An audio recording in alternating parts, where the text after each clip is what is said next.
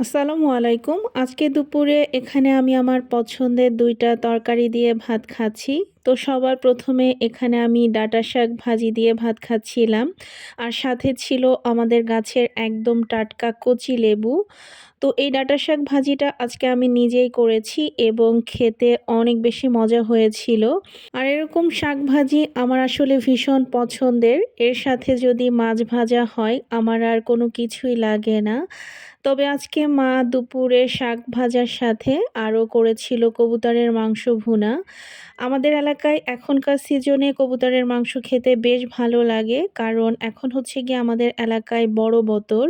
মানে এই সিজনে অনেক বেশি ধান হয় আরকি। তো এই সিজনের কবুতরগুলোও খেতে অনেক বেশি মজার হয়ে থাকে। তো এখানে আমি আসলে ভিডিও করার জন্য ২ টাই একটু ট্রাই করে আপনাদেরকে দেখাচ্ছিলাম। আর কবুতরের এই জিনিসটা আমার ভীষণ পছন্দের। আপনাদের কার, কার কাছে ভালো লাগে অবশ্যই কিন্তু জানাবেন।